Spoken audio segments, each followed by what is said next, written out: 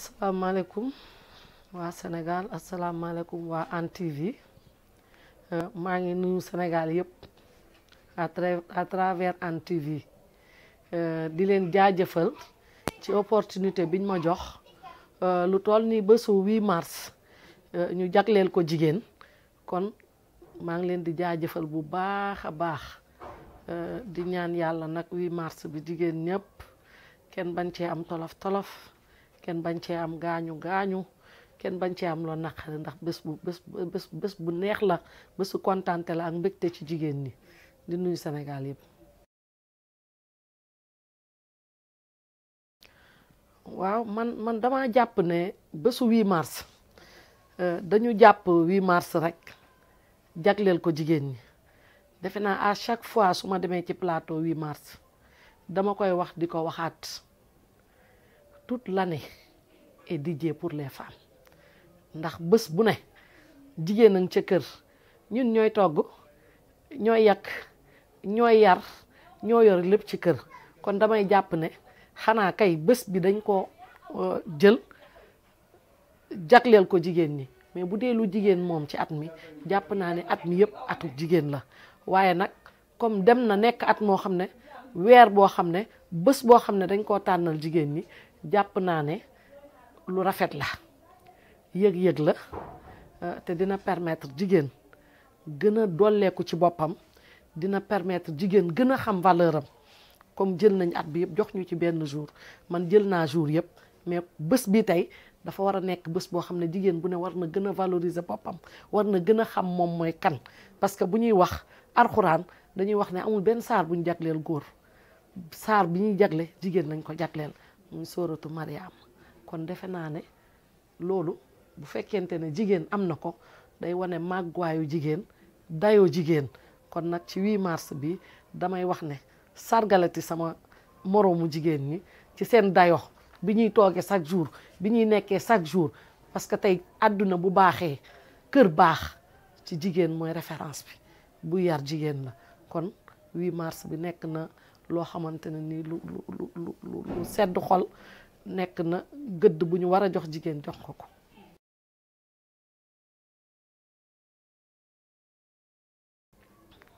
waaw man nag dama yàgg ñafe dama nekkoon xale nekk ak sama yaay ñu nekkoon ay baana di jaay jën bi ñuy jaay jën ma nekk xale defe naa boobu maa ngi def 6e secondaire ma am sama moroom yi ma doon àndal ñu toog ba mu yàgg ma fekk leen fi ñu toog ma ne leen loo leen di def ñu ne ma dañuy wuti liggéey ma ne leen fan ñu ne benn usine bu tudd Propech ci raay bi ma làqatu ma ne nañ leen dem damay liggéeyi waale ñu ànd dem usine boobu dañ doon defar ay jën di weer ay géej ma nekk fa ak ñoom journée bi yëpp dama nëbbatu naa presque une semaine sama yaay di dem di liggéey ji pour am dara pour bañ ko sonal parce que boobu vraiment mu ngi doon liggéey lu mu am ñun la ko doon jox mais dama gisoon sama moroom yi ñu ngi liggéey di defal seen bopp ma ne man naa dem ànd ak ñoom dem liggéey defal sama bopp bu mu amee semaine nag ma dem di fayeeku léegi ma fayeeku ba pare ma ne sama yaay man de lii dama ko fayeeku mu ne foo ko fayeeku ma ne ko fi ma doon ànd ak sama xarit yi dama fa doon dem di liggéey mu ne man waaye yow yàlla def bi may def 5e secondaire yàlla def man maa nekkoon sama taawu yaay bala ma doon jàngi damay xëy bale raxas tuuri ndox defar liggéeyu kër gi yëpp à chaque fois dama doon romb benn maire boobu maa ngi defee sama secondaire collège de Hann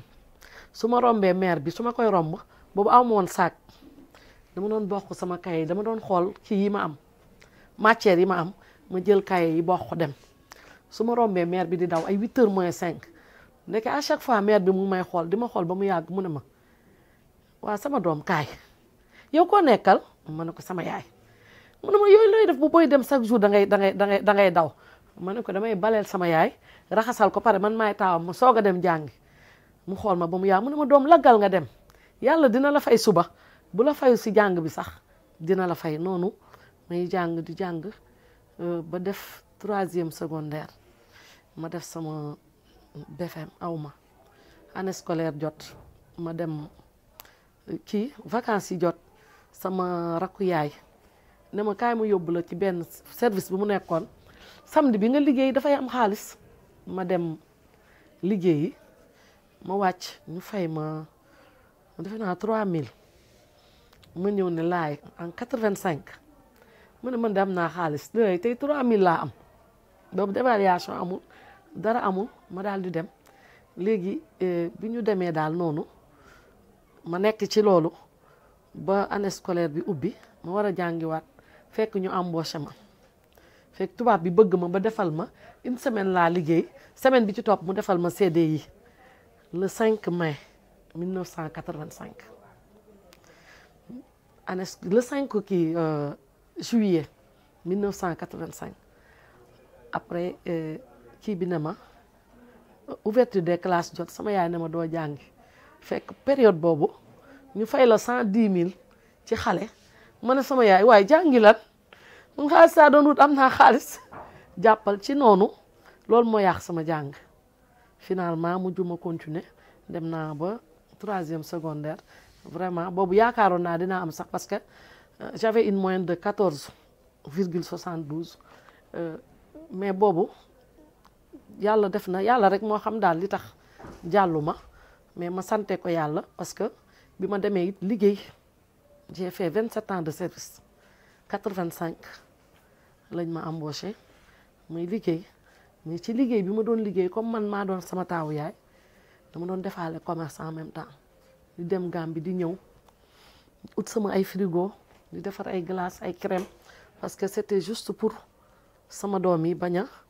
ñee kenn bañ a dem ci kenn si loolu laa nekkee woon ak ñoom di ci liggéey ba yàlla def benn jour Mansour Faye ne ma ñun dañuy teg benn mouvement pour président c'était en 2006 mu ne ma mouvement ma ne ko mouvement mu ne ma ne ko non bàyyi ma toog ci syndicalisme parce que syndicaliste la man maa nekkoon 4e secrétaire généralu CNTS FC avec Cheikh Diop j'étais la trésorière des femmes du mouvement des femmes de la CNTS FC léegi nag bi loolu amee mu ne ma non Fatou kaay liggéey ma ne ko non liggéeyuma yéen parce que dans ma vie ku ma waxoon di nga mës a def politique dama lay wax déedéet parce que musuma ko gëm musul bokk sax ci samay principe bi ma waxee loolu ma daal ne ko non yéen politiciens daal yéen a ngi noonu seen dara justul man mënuma politique bàyyi ma ci sama syndicat rek mu ne ma non essayé léegi yàlla def mu teg mouvement bi mu nekk mouvement Am Wade en 2006 mu nekkee Am Wade ñu jël mouvement bi di ko jox ma fiche pour ñuy adhérer bi ñu ma joxee fiche yi pour ñuy adhérer mine de rien ci biir semaine bi j'avais 1500 personnes parce que nekkul woon sur place dama doon seeti entreprise yooyu comme j'étais syndicaliste facilement dama joxe woon feuille yi ci biir semaine bi ma indi 1500 Mansour mu ne ma non booy bàyyil photocopie jàmbur yi ngay recopier nii ma photocopie mais lii nit ñee ko jël léegi jëlal 3 téléphones ci dans 3 listes différents nga woo leen laaj leen ndax bokk nañ ci mouvement bi mu woote mu ne ma mais yow ndii loo def ma am ko ma ne ko connexion ci syndicalisme mu ma may lii noonu laa duggee mais taxul woon ma am engagement léegi nag bi ñu demee ba nga xamante ne dàq nañ le président Macky Sall mu commencé am ay tolof-tolof foofu nag xam nga man musuma bëgg injustice bi loolu amee rek dama xataraayu suñu waa kër dem nañ ba naan ma mii kii xanaa dafa def ma xëy su ma liggéeyee ba vendredi 11h ci suba laay génn sama kër dugg dëkk bi propagande kër par kër ci laa nekkoon 2011 ñu nekk ci ba président di dem élection présidentielle may def départ volontaire ma ne Mansour man damay def départ damay campagne mu ne ma non non bul def départ bàyyi bañ gañ a par ma ne ko non non damay def départ am lu ma campagne fekk j'avais fait 27 ans de service ma def départ fekk amoon naa ñaari terrain Zac Mbao ma jaay benn terrain bi parce que boobu je me disais que ni coûte que coûte président Macky Sall war na gagner ñuy dem di dem ba yàlla def au premier tour fii président Macky Sall gagné bi mu gagné xam nga yàlla def tamit mu ñëwoon jox sam papa ay promesse xamal ko ne Fat Diouf c'est ma sœur defe naa ne boobu on a gagné au premier tour aux élections présidentielles yàlla def nag mu rendre la monnaie soo gisee ma génne rongoñ dafa nekk loo xam ne dafa nekkoon parcours bu metti jaar bu metti ñun ñëpp ñu jaaroon ci bari woon na ñu ci jaar ci parti bi parce que boo jaaree ci dara nga génn ci avec la tête haute soo toogee ba fii da ngay sant yàlla parce que tey sant yàlla moo ñu war parce que mënoon nañ ci sonn def ci loolu yëpp ba pare fekk kenn duñu rendre la monnaie parce que tey deuxième sur la liste su ma ko président Macky Sall defee ça veut dire fàttewul man ak moom fi ñu jaar defe naa ne lii moo nekkoon sama parcours ci politique ba ma yegg si fii.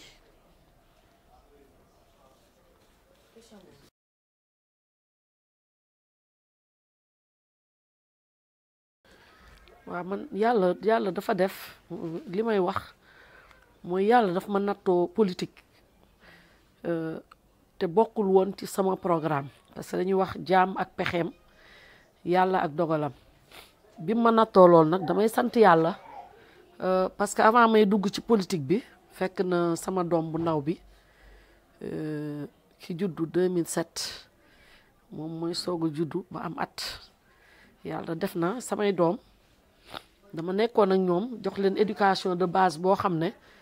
ak sama yaay ba tax na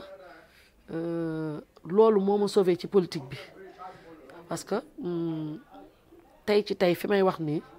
damay jàpp ne sama doom yëpp macha allah tey kuñ ma ci ne woon yónni ko Afrique du Sud du moom kese dinaa ko yóbbu ak xel mu dal parce que yar nañ leen ci yar bu rafet am nañ éducation de base boo xam ne xam naa ne fu ñu nekk dinañ incarner seen dignité ak yor seen ay valeur loolu moom dama ciy sant yàlla loolu moo tax ma mën a boole politique bi ak yar sama doom yor sama kër parce que yàlla dafa def teelu ma ci dugg ma ciy dugg fekk sama doom yi presque ñoom ñëpp dëgër nañu yar naa leen xam nga te dañu amoon ay complicité man ak ñoom ñoo nekkoon samay xarit parce que man bi may sëy xaw ma woon bokk ma woon tuur xaw ma woon dem fenn toujours j'étais avec mes enfants ci toog wàcc ñu waxtaan fooree loolu la ma yàlla defal ci sama waa kër ba tax na aw ma woon benn difficulté ci pratiquer politique bi ak ñoom.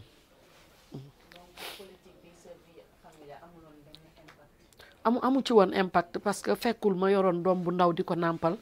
sama doom yi ñu ngi woon école mais yàlla dafa def comme j'avais l'habitude muy xëy di liggéeyi bàyyi leen fi su ma wàccee man ak ñoom dafa mel ni même habitude bi laa reconduire toujours dañuy waxtaan ku am problème ñu ñëw toog ensemble waxtaane ko ku nekk xam lan moo nekk ci sa morom ba dafa amoon benn complicité ba nga xam ne man su ma wàccee sama xol neexul ñoom xam nañ ne am naa problème ñoom tamit ku ci wàcc su ma la xoolee dinaa xam ne y a quelque chose complicité boobu moo nekk ci diggante man ak sama doom yi ba nga xamante ne yàlla def na problème boobu aw ma ko.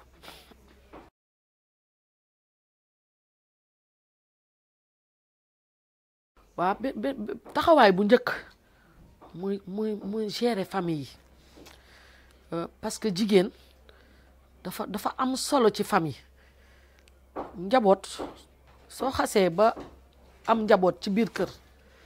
li ci jigéen mën a redresser dafa bari may wax jigéen ñi mën nañu jël ñaari place ci biir société bi benn place sur l'éducation des enfants ñaari place ci yokk économie Sénégal yokk bi comme nan bu njëkk ba jigéen ñi daawuñu liggéeyi ci kër yi la ñuy toog demuñu ñëwuñu léegi nag yàlla def na parité bi ñëw na parité bi tam nekk loo xam ne warul nekk man ak sama jëkkër ñoo yem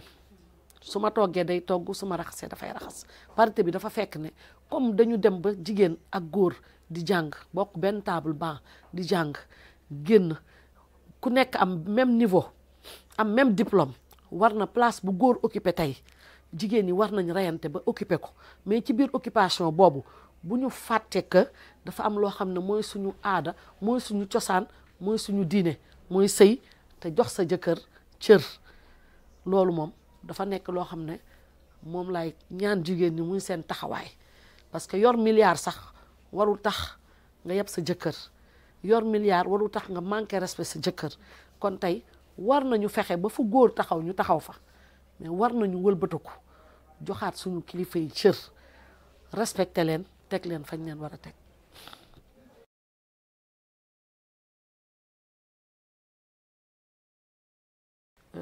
xam nga ñun nag suñu waxee dëgg ba wax dëgg suñu condition de vie ñun jigéen ñoo ko tere avancé ñun ñoo kale suñu bopp parce que boo waxee financement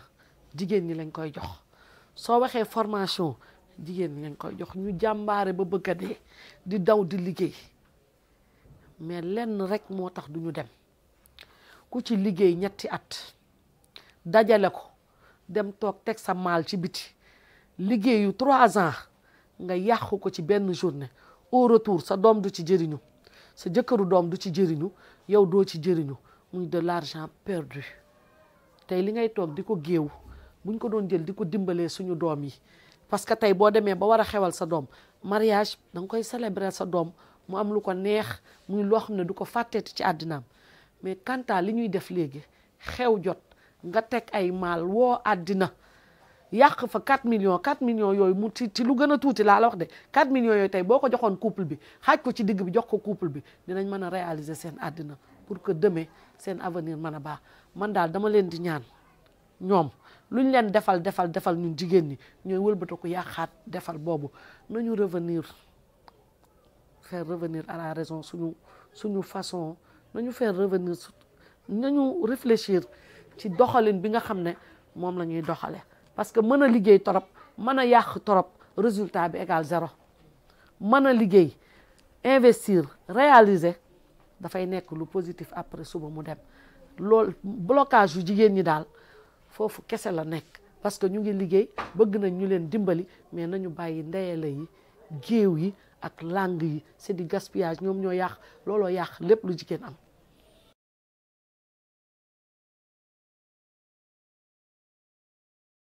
waaw xam nga loi ci gaspillage bi ñëwoon na assemblée nationale mais dafa nekk sujet boo xam ne boo ko laalee man je le dis parce que li ma koy wax nii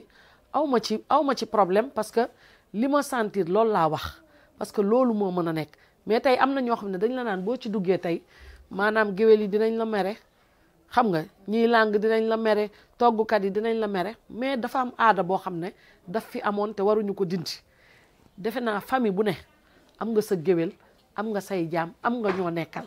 te daanañ xew di leen may ki nga war a may terewul nga économiser ki nga war a may terewul nga économiser li ngay def parce que sa géwél même budul xew war nga ko mën a teral te du xew vraiment su ma sañoon en tant que parlementaire ñu faire revenir loi bi yaa ngi may dégg génne décret d'application promulguer loi bi pour mu mën a wàcc ñëpp mën ko jëfandikoo.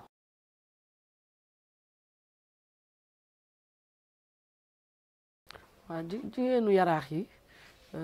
yàlla dafa def ay jàmbaar lañu mais dafa manqué accompagnement ci jigéenu yaraax parce que defoon naa fi un financement de 35 millions defaat fi un financement de 71 millions mais boo xoolee problème bi ñuy am mooy dañ leen di former nga formation bi dem formation bi du am suivi du am formation sur la commercialisation parce que nit ki boo ko formé war nga ko wutal suivi ba pare fexe nu mu koy commercialiser parce que tey dëkk bi ba fu duggee koo wax mu ne la def naa formation beneen bi fii ci Hann Bel-Air dafa am lu mu manqué mooy benn garderie boo xamante ne ni tey parce que ku nekk xam na ne jigéen ñi amuñu moyen te munoo nekk jigéen di sëy te munoo te amoo doom xale yooyu ñuy yor dafay nekk handicap ci seen liggéey tey war nañu mën a am benn garderie boo xam ne képp kuy xëy liggéeyi yor doom ñu fexe ba dajale leen fa yor leen téyel leen seen yaay dina tax santé xale bi amélioré wu dina tax yaay ji am liberté wu dem liggéeyi te bu retourné téye doom parce que souvent da nga koy gis ci yenn communes yi avant ci société yi ñu doon liggéeyee dañ la doon permettre nga yóbbu sa doom bu heure nàmpal jotee nga wàcc nàmpal ko bu heure lekk jotee nga génn jox ko mu lekk loolu bokkoon na ci li nga xamante ne doon na faciliter jigéen ñi ñu liggéey. Beneen bi ci wàllu géej gi jox nañ leen ay financement 15 millions parce que dañ doon gis ne pël Fuuta yi ñoo doon ñëw di leen lebal 10 000 boo demee jaay tey nga wàcc teg ci 10 000 noonu jëm nañu ba jël 15 millions répartir ko ci quai de pêche bi te ñu ngi waaj a dolli leneen. Beneen bi ci biir commune bi dañ ko répartir def fi ay calebasses de l'émergence calebasses yooyu ñu ngi koy monter fi mu ne nii on est au nombre de presque 22 des na yeneen yu ñu war a monter calebasse bu ñu ci monter ba pare dañ lay defaral papier GIE mu légal suñ ko defee ba pare dañuy jëlaat ci biir calebasse bi 20 personnes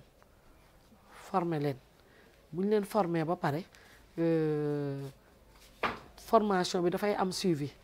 bu amee suivi ba pare gis nañ ne fii am na ay grande surface yuy jaay mais dañu gis ne yeneen suñu femmes yi seeni produits locaux organiser wuñu ba seen produits locaux yi di dem ci grande surface yooyu dañu ne pourquoi pas ñu organiser leen ku ci nekk ci secteur bi ñu la defar fexe di écouler marchandise bi ci grande surface yi parce que femmes yi koy def feneen gënuñu leen bari na daal ay façon yoo xam ne mën nañ ko jàppale femmes yi mën nañ ko améliorer parce que déjà ñun ñu ngi ci di ñaan yàlla mu bañ a yàlla may ñu gudd fan ak ndëgër laay ba loolu mën a dem ci kanam.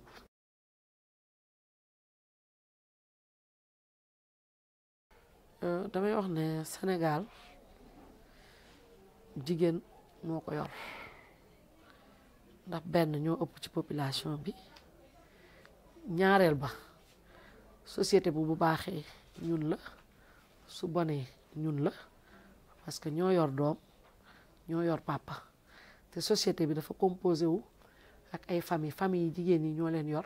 bien que papa yi ñooy chef de famille mais duñ fa nekk jigéen ñi ñoo yor famille may wax sama moroomu jigéen ñi nañ gën a dëgëral seen taxawaay dugal seen doomu jigéen yi ñu jàng parce que fi ñu jëm suba man dama jàpp ne parité bi sax naxaate la ndax mën na dem ba jigéen soo xoolee ci résultat examen yi léegi jigéen ñi sax ñooy ëpp góor ñi kon je me dis que ni parité bi sax ñoom dañ ko doon bañ mais dañ ñoo limité fi mu ne nii parce que obligatoirement di nga dem ba nga xam ne di nga war a mën am ñaari jigéen mais parité bi dafay retourné waat nekkaat lu leen di lor ñoom jigéen ñi parce que buñ fa tolloo dañ leen naan parité yéen a ko voté woon wax ne daal tey lancer un appel ci jigéen ñi ñu gën a dëgëraat seen bopp gën a yaraat njaboot ci parce que tey njaboot gi taxawaayu njaboot gi ci jigéen ñi la aaju nañu yaraat parce que xale mooy doon mag suba te xale yooyu doon mag suba ci suñuy loxo la ñuy jaar def appel daal ñu jàppaat njaboot gi téye njaboot gi te góorgóorlu liggéeyi bàyyi yàq bi surtout bàyyi yàq bi ñu ngi 8 mars mais nañu bàyyi xew yi ak yàq yu bari yi mooy tax lu ñu liggéey mu dem loolu daal su ma mënoon tey promulguer benn loi boo xam ne moom moo koy dakkal suba je vais le faire parce que xam naa ne femmes yi sonn nañ dee nañ dañ dem ci chemin sans retour mooy xew yi ku leen ko teggil ñu jël sonn nañ torop di leen gërëm di leen sant à travers 8 mars bi may sant femme Benno Bokk Yaakaar yi parce que nekk nañ ay femmes yu brave ay femmes yu dynamique femmes yoo xam ne vraiment man ak ñoom ñoo àndoon ci campagne bi mais da ngay dem ba da ngay yaakaar ne sax liñ doon gis ci jigéen ci ànd bi li tax ma ne la jigéen moo kii liñ doon gis ci ànd bi li ciy jigéen moo ëppoon li ciy góor te duñu tardé chaque jour ñu ngi ci terrain bi gërëm leen sant leen di leen wax ne ñu ngi leen di ñaanal 8 mars bu ànd ak jàmm bu ànd ak dal di ko ñaanal jigéenu Sénégal yépp yàlla na 8 mars bi sedd guy te ànd ak nam